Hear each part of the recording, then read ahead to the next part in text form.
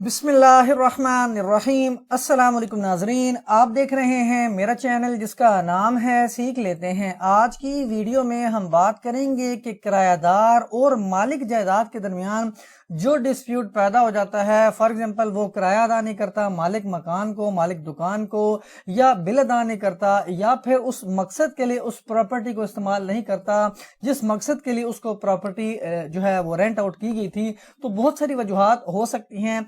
इसी तरह मालिक जो है उससे भी उसको यानी किराएदार को कुछ शिकायत हो सकती है मालिक जायदाद से। तो ये डिस्प्यूट पैदा हो जाते हैं, तो दोनों या फिर एक कोई जो फरीक है वो अदालत में जाता है और जो रेंट ट्रिब्यूनल है अगर मालिक जाएगा तो वो हो सकता है बेदखली की दरख्वास्त दायर कर दे कि मुझे ये किराया अदा नहीं करा, मुझे बिल अदा नहीं करा, या इसका जो पर्पस कुछ और है, जो जिस मकसद के लिए मैंने इसको रेंट आउट की थी प्रॉपर्टी उसको इस्तेमाल नहीं करा बल्कि कोई और पर्पस के लिए इस्तेमाल कर रहा है ये प्रॉपर्टी।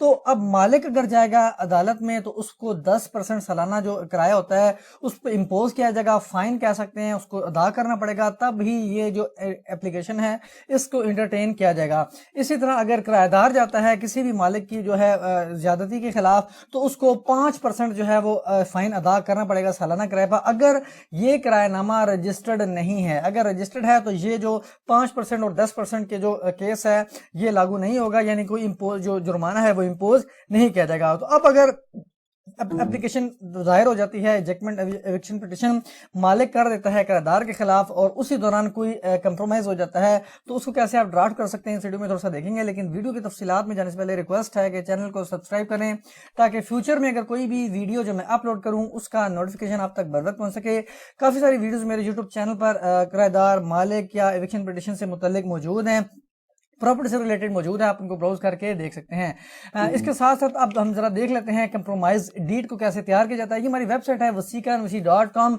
इसको अगर आप विजिट करेंगे तो आपको ये वाला फॉर्मेट भी मिलेगा और दीगर जो फॉर्मेट्स वगैरह जो कोर्ट्स के मैटर्स वगैरह हैं वो भी आपको यहाँ पर दस्तियाब होंगे। तो यहाँ पे आपने सिंपल उस कोर्ट का नाम लिखना है, जो भी कोर्ट जहाँ पे आपने ये केस जो है वो फाइल हुआ है। तो फॉर एग्जाम्पल मैं यहाँ पे देख सकता हूँ, ये टाइटल है इकराम अहमद शेख बनाम बिलाल अहमद जुबैरी, ये रफली से नेम्स हैं, दरखास्त बेदखली और यहाँ पे इकरार सोलानामा लिख दिया। यहाँ पे उसका नाम आ जाएगा जो भी फ्रीके अव्वल है जो किराएदार है, और यहाँ पे जो फ्रीके दोम जो मालिक है। अब फ्रीके अव्वल ने एक दुकान नंबर जो भी उस किराए पे ली थी, जो स्टाम्प पेपर तहरीर हुआ था और किराएदार नहीं हुआ, और उसके बाद जो दरखास्त बेदखली दायर हुई, जो भी वजूहात लिख सकते हैं अब यहाँ पे।